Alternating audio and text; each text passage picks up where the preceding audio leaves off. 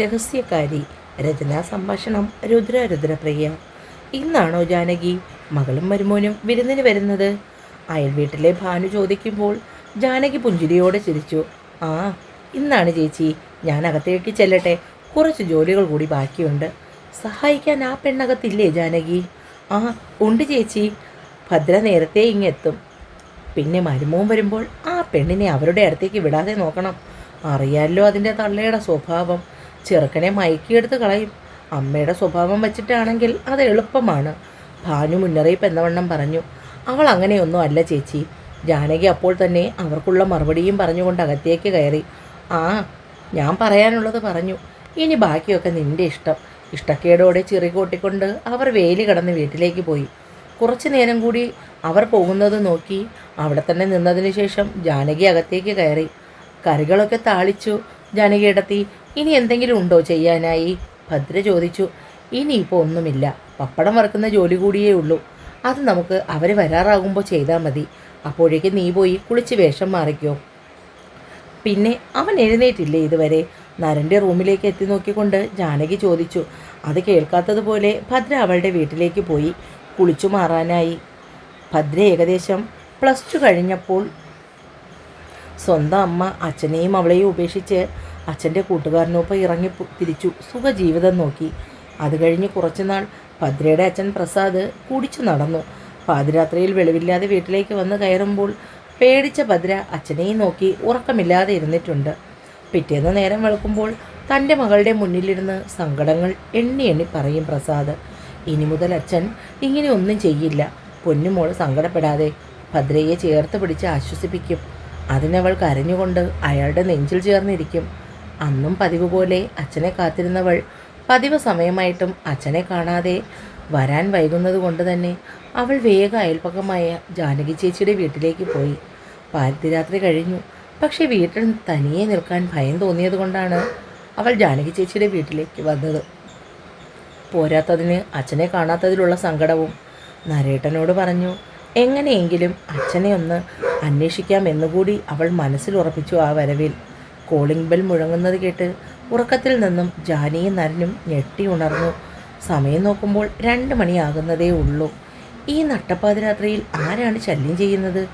ആലോചിച്ചുകൊണ്ട് നരൻ ഉടുത്തിരുന്ന മുണ്ട് മുറുക്കി എടുത്തുകൊണ്ട് റൂമിന് പുറത്തേക്ക് ഇറങ്ങുമ്പോൾ തന്നെ അമ്മയും നീലിമയും പുറത്തേക്ക് വന്നു. ആരാടാ ഈ പാതിരാത്രിയിൽ? മുടി വാരി ഒതുക്കി കെട്ടുന്നതിനിടയിൽ ജാനകി മകനോട് ചോദിച്ചു. എനിക്കെങ്ങനെ അറിയാനാ?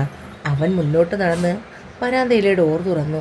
ചെറുതായി പെയ്യുന്ന മഴയിൽ പേടിച്ചരണ്ട് നിൽക്കുന്ന ഭദ്രയെ കണ്ടപ്പോൾ നരൻ്റെ നെറ്റി ചുളിഞ്ഞു. എന്താ ഭദ്രേ ഈ നേരത്ത്? അച്ഛൻ ഇതുവരെ വന്നിട്ടില്ല നരേട്ടാ.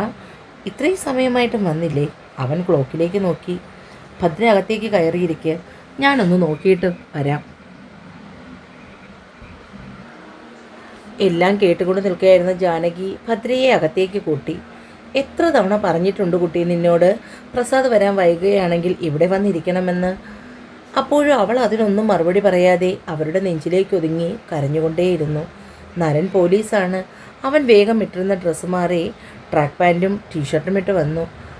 അമ്മ ഡോർ അടച്ചേക്ക്, ഞാൻ വിളിക്കാം പറഞ്ഞുകൊണ്ട് അവൻ ബുള്ളറ്റും എടുത്ത് പുറത്തേക്ക് പോയി. നീലിമയ്ക്ക് കാലിന് ചെറുതായി ഏന്തലുണ്ട്. വളരെ സൂക്ഷിച്ചു നോക്കിയാൽ മാത്രം കാണുന്ന ഒരു പോരായ്മ.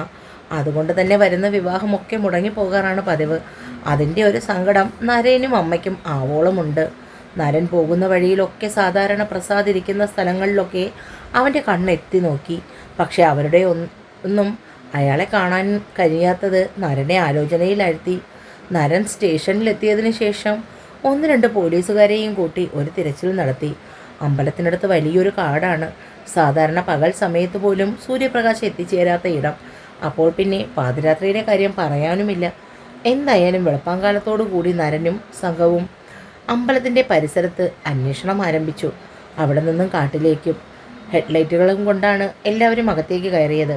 കാട്ടിനുള്ളിൽ കടന്ന് കുറച്ചു ദൂരം മുന്നിലേക്ക് പോകുമ്പോൾ ശരിക്കും പറഞ്ഞാൽ ഞെട്ടലോടുകൂടിയാണ് ആ കാഴ്ച എല്ലാവരും കണ്ടത്. അധിക ഉയരമില്ലാത്ത മരത്തിൽ തൻ്റെ ജീവിതം നിൽപ്പിച്ചു നിൽക്കുന്ന പ്രസാദ്. സത്യം പറഞ്ഞാൽ ആ കാഴ്ച മറ്റാരെക്കാളും കൂടുതൽ തളർത്തിയത് നരനെയായിരുന്നു. അതിൻ്റെ പ്രധാന കാരണം ഭദ്ര എന്ന ആ പാവം പെണ്ണും. നേരം വെളുത്തപ്പോൾ തന്നെ പ്രസാദിനെ കാണാനില്ല എന്ന വിവരം കാട്ടുതീ പോലെ നാട്ടുകാരുടെ ഇടയിൽ പടർന്നു. പോലീസുകാർ അമ്പലത്തിൻ്റെ ഭാഗത്തേക്ക് പോയിട്ടുണ്ടെന്ന് അറിവ് കേട്ട് ആൾക്കാർ അങ്ങോട്ടേക്ക് ഓടി. എല്ലാവരെയും നടുക്കിക്കൊണ്ട് ആ വാർത്ത കാട്ടുതീ പോലെ പടർന്നു. ഭദ്രയെ ആശ്വസിപ്പിക്കാൻ കഴിയാതെ ജാനകി വിഷമിച്ചു പോയി. കാരണം ആ പെണ്ണിൻ്റെ ആകെയുള്ള സ്വത്ത് തൻ്റെ അച്ഛനാണ്. അയാളാണ് ഇപ്പോൾ ഈ ഭൂമിയിൽ നിന്നും ഇല്ലാതായിരിക്കുന്നത്. പലപ്പോഴും അലമുറയിട്ട് നിലവിളിച്ചും ഇടയ്ക്ക് ബോധം മറഞ്ഞും അവൾ എല്ലാവരുടെയും കണ്ണിൽ വേദനയായി മാറി. ആ വാർത്ത അറിഞ്ഞവരൊക്കെ മൂക്കത്തി വിരൽ വെച്ചു. നടപടികളൊക്കെ പൂർത്തിയാക്കി നരൻ്റെ ഇടപെടലിൽ ബോഡി പെട്ടെന്ന് തന്നെ വീട്ടിലെത്തിച്ചു. ഭദ്രയുടെ വീട്ടിൽ തന്നെയാണ് ബോഡി കൊണ്ടുവന്നത്. അവളുടെ നിർബന്ധമായിരുന്നു അത്. അച്ഛനായി സമ്പാദിച്ചു വെച്ച 50 സെൻറ്റ് സ്ഥലവും വീടും, അതുകൊണ്ട് അച്ഛൻ്റെ അടക്കവും അവിടെ തന്നെ മതിയെന്ന് അവൾ നിർബന്ധം പിടിച്ചു. ഇനിയും ആരെങ്കിലും കാത്തിരിക്കാനുണ്ടോയെന്ന് ആരുടെയോ ചോദ്യം കേട്ടപ്പോൾ ഭദ്ര ഞെട്ടലോടുകൂടി എല്ലാവരെയും നോക്കി. അപ്പോഴാണ് കണ്ടത് പുതിയ ഭർത്താവിൻ്റെ കയ്യും പിടിച്ച് തൻ്റെ അച്ഛൻ്റെ ബോഡി കാണാൻ വരുന്ന ആ സ്ത്രീയെ. അതുവരെ തണ്ടുടിഞ്ഞ താമര പോലെ കിടന്നിരുന്നവൾ ചാടി എഴുന്നേറ്റ് ഭദ്രകാളിയെപ്പോലെ ഉറഞ്ഞു തുള്ളിക്കൊണ്ട് അവരുടെ മുന്നിൽ ചെന്ന് നിന്നു. നിങ്ങൾ എന്തിനാ വന്നത്? ആരെ കാണാനാ ഇവിടെ വന്നത്? നിങ്ങൾക്ക് കാണാനുള്ള ആരും ഇന്ന് ഈ ഭൂമിയിലില്ല. അതുകൊണ്ട് എത്രയും പെട്ടെന്ന് എൻ്റെ മുറ്റത്ത് നിന്ന് നിങ്ങൾ മടങ്ങിപ്പോകണം. മോളെ ഞാൻ. മോളോ? ആരുടെ മോള്? ഭദ്രയുടെ ചുണ്ടിൽ പുച്ഛ ചിരി വിരിഞ്ഞു. കെട്ടിക്കാൻ പ്രായമായ ഒരു മോളുള്ള നിങ്ങളാണോ നിങ്ങളെക്കാൾ പ്രായം കുറഞ്ഞ ഒരുത്തിൻ്റെ കൂടെ ഇറങ്ങിപ്പോയത്? അന്ന് മരിച്ചതാണ് എൻ്റെ അമ്മ. ഇപ്പോൾ നിങ്ങൾ കാരണം എനിക്ക് എൻ്റെ അച്ഛനെയും നഷ്ടമായി. ഭദ്ര ജീവിച്ചിരിക്കുന്നിടത്തോളം എൻ്റെ അച്ഛനെ കാണാൻ നിങ്ങളെ ഞാൻ അനുവദിക്കില്ല. നിങ്ങൾ കണ്ടാൽ എൻ്റെ അച്ഛൻ്റെ ആത്മാവിന് പോലും മോക്ഷം ലഭിക്കില്ല. അതുകൊണ്ട് ഇപ്പോൾ എൻ്റെ മുറ്റത്ത് നിന്ന് ഇറങ്ങിപ്പോകണം. പോകാൻ! അവൾ അല്ലറി വിളിച്ചു. നാട്ടുകാർ ആരൊക്കെയോ ഭദ്രയെ പിടിച്ചു മാറ്റി ആ സ്ത്രീയെ പ്രസന്നനെ കാണിക്കാനുള്ള ശ്രമം നടത്തിയെങ്കിലും നരൻ്റെ ഇടപെടലിലും നോട്ടത്തിലും അതെല്ലാം അവസാനിച്ചു. ഭദ്രയ്ക്ക് അവർ കാണുന്നത് ഇഷ്ടമല്ലെങ്കിൽ അവരെ അത് കാണിക്കേണ്ട കാര്യമില്ല. ഒടുവിൽ തൻ്റെ കൺമുന്നിൽ നിന്നും അവരും ഭർത്താവും മറഞ്ഞു പോയതും ബോധം മറഞ്ഞ് ഭദ്ര നിലത്തേക്ക് വീണു. ആരൊക്കെയോ ചേർന്ന് അവളെ താങ്ങിയെടുത്ത് അകത്തേക്ക് കൊണ്ടുപോയി. എല്ലാ ചടങ്ങുകളും കഴിഞ്ഞ് തൻ്റെ അച്ഛൻ പുകച്ചുരുളുകളായി ശൂന്യതയിലേക്ക് ലയിക്കുന്നത് കണ്ടുകൊണ്ടാണ് പിന്നെ അവൾ കണ്ണു തുറന്നത്. അപ്പോഴേക്കും മരണമന്വേഷിച്ച് വന്ന നാട്ടുകാരും മറ്റുള്ളവരുമൊക്കെ പിരിഞ്ഞു പോയി തുടങ്ങി. വൈകുന്നേരം വരെ ജാനകിയും നിലായും നരനുമൊക്കെ അവരുടെ ഒപ്പം വീട്ടിൽ തന്നെ ഉണ്ടായിരുന്നു. ഒടുവിൽ ജാനകി അവളെ തൻ്റെ വീട്ടിലേക്ക് ക്ഷണിച്ചു. ഇവിടെ ഇങ്ങനെ ഒറ്റയ്ക്ക് എങ്ങനെ കഴിയാനാ മോളെ? നീ വാ, അമ്മ നിന്നെ നീലിമയെപ്പോലെ നോക്കിക്കൊള്ളാം. വേണ്ടമ്മേ, ഈ വീട്ടിൽ എനിക്ക് എൻ്റെ അച്ഛൻ കൂട്ടുണ്ട്. എനിക്കിവിടെ മതി. തൊട്ടടുത്ത് നിങ്ങളുണ്ടല്ലോ. എനിക്ക് പേടിയില്ല. ആരെയും നോക്കാതെ ഉറച്ച തീരുമാനം പോലെ അവൾ പറയുമ്പോൾ പിന്നെയും അവളെ നിർബന്ധിക്കേണ്ടെന്ന് നരൻ വിലക്കി. രാത്രിയിൽ കഴിക്കാനുള്ള കഞ്ഞിയും മറ്റും അവർ കൊണ്ടുവന്ന് കൊടുത്തു. അന്നത്തെ ദിവസം രാത്രിയിൽ ജാനകിക്ക് എന്തുകൊണ്ടോ ആ പെൺകൊച്ചിനെ ഒറ്റയ്ക്കാക്കാൻ തോന്നിയില്ല.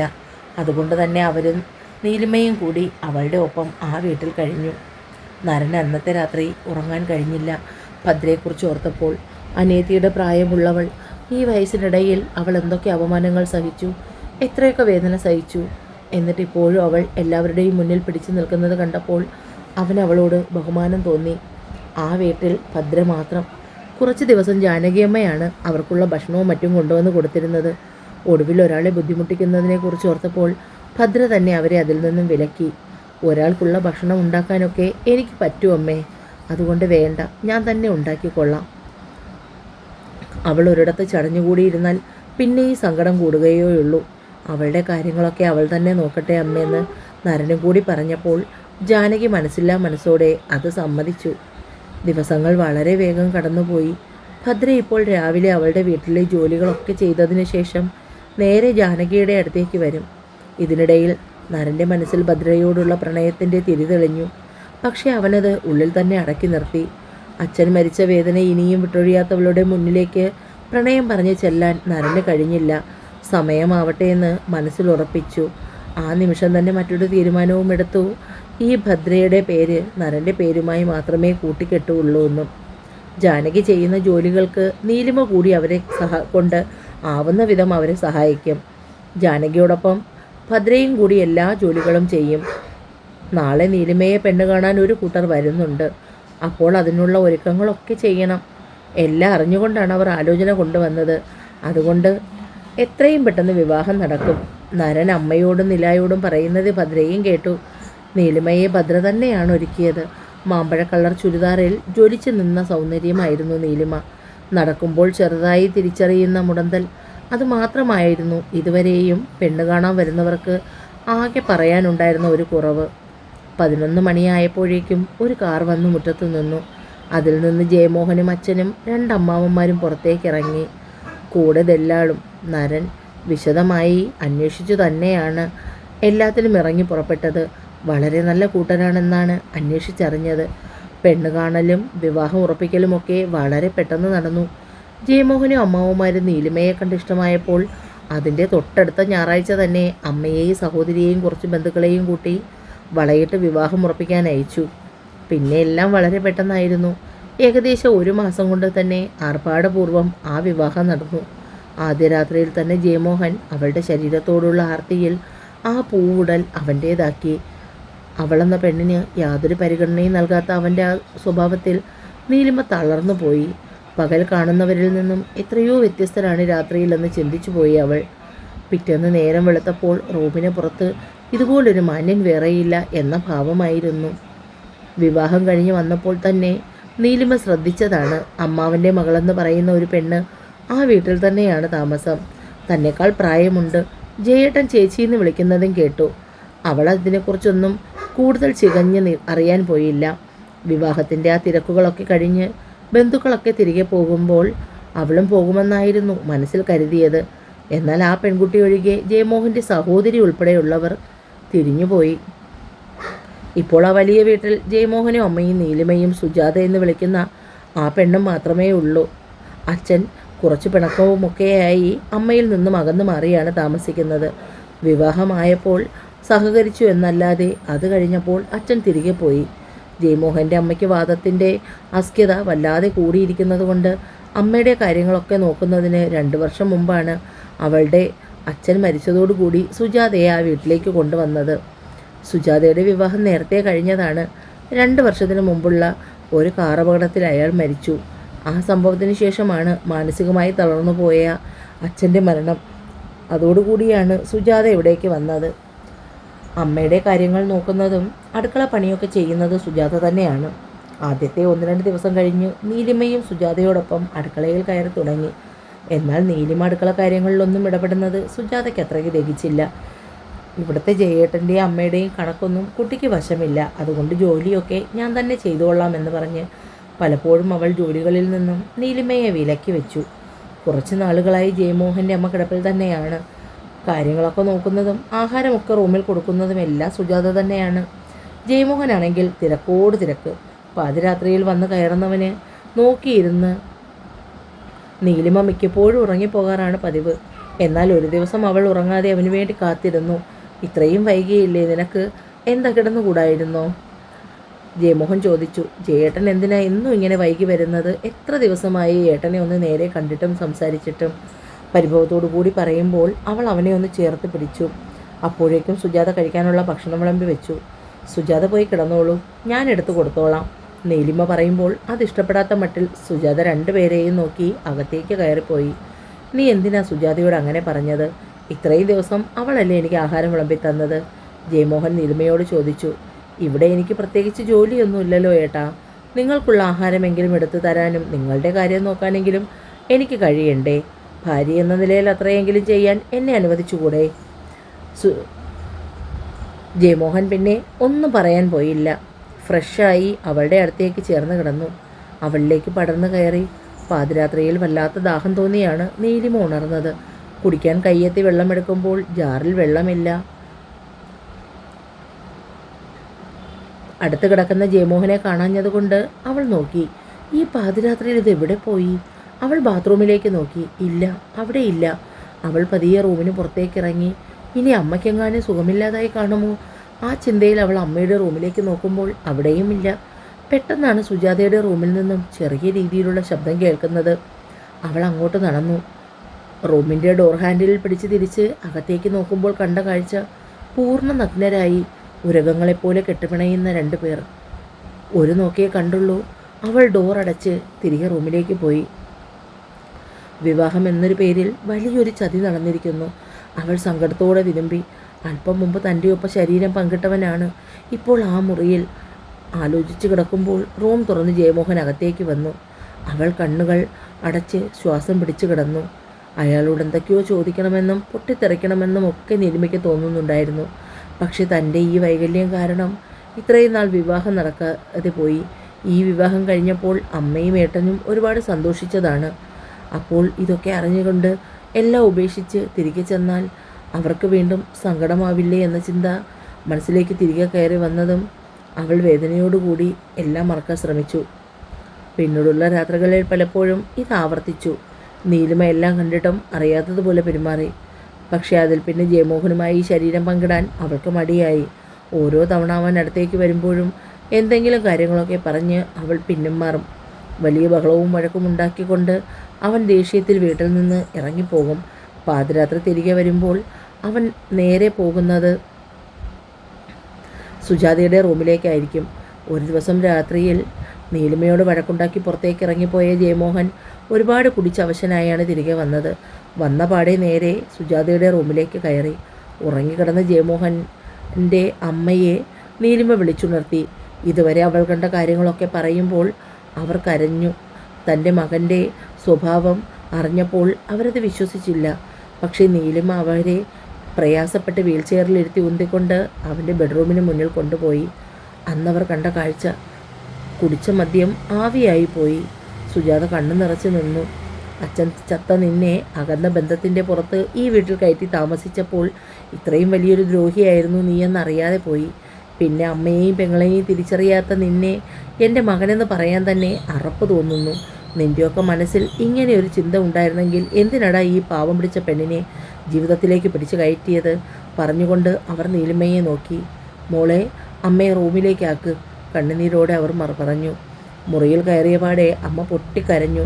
പിന്നെ ഫോണിൽ നരേൻ്റെ നമ്പറിലേക്ക് വിളിച്ചു. ഏകദേശം അരമണിക്കൂർ കഴിയുമ്പോൾ അമ്മയും കൂടി വന്നു. ആ കാഴ്ച കണ്ടപ്പോൾ നീലിമയുടെ ഹൃദയം ദ്രുതഗതിയിൽ മിടിക്കാൻ തുടങ്ങി. ജയമോഹൻ റൂമിന് പുറത്തേക്ക് വന്നു. നരൻ അവനെ കണ്ട പാടെ മൂക്കിൽ നോക്കി ഉഗ്രനൊരു പഞ്ച് കൊടുത്തു. എൻ്റെ പെങ്ങളെ ഞാൻ നിനക്ക് നിർബന്ധിച്ച് കെട്ടിത്തന്നതല്ല. നീ പൂർണ്ണ മനസ്സോടെയാണ് അവളെ വിവാഹം കഴിച്ചത്. വിവാഹത്തിന് മുമ്പ് നിനക്ക് ഇങ്ങനെ ഒരു ബന്ധം ഉണ്ടായിരുന്നെങ്കിൽ പിന്നെ എന്തിനാടാ എൻ്റെ അനിയത്തി ഇതിലേക്ക് വലിച്ചിഴച്ചത്? നരൻ്റെ ചോദ്യത്തിനൊന്നും ജയമോഹൻ്റെ മറുപടി പറഞ്ഞില്ല. എൻ്റെ മകൾ എനിക്കൊരു ഭാരമല്ല. നാളെ നീ രഹസ്യകാരിക്ക് വേണ്ടി എൻ്റെ കുഞ്ഞിനെ ഇല്ലാതാക്കാനും മടിക്കില്ല. അതുകൊണ്ട് ഞങ്ങൾക്ക് ഇവളെ തിരികെ കൊണ്ടുപോകണം. നീ ഇനി ആരുടെ കൂടെ വേണമെങ്കിലും കഴിഞ്ഞോ. ബാക്കിയൊക്കെ നിയമ നടപടിയിലൂടെ നേരിടാൻ നീ തയ്യാറായിക്കോ. പറഞ്ഞുകൊണ്ട് നീലിമയെയും കൂട്ടി അവർ അവിടെ നിന്ന് ഇറങ്ങി. അമ്മ വിളിച്ചു പറഞ്ഞതനുസരിച്ച് ജയൻ്റെ സഹോദരി വീട്ടിലേക്ക് വന്നു. ഏട്ടൻ ഇത്രയും വൃത്തികെട്ടവനാണെന്ന് അറിഞ്ഞില്ല. എന്തായാലും ഞാൻ അമ്മയെ കൂടെ കൊണ്ടുപോകുന്നു. നാളെ നിങ്ങൾക്ക് ശല്യമായാൽ ഇനി അമ്മയെ കൂടി എനിക്ക് നഷ്ടപ്പെടുത്താൻ വയ്യ. എല്ലാം നഷ്ടപ്പെട്ടവനെ പോലെ ജയമോഹൻ നിന്നു. എന്നാൽ സുജാതയ്ക്ക് സന്തോഷമാണ് തോന്നിയത്.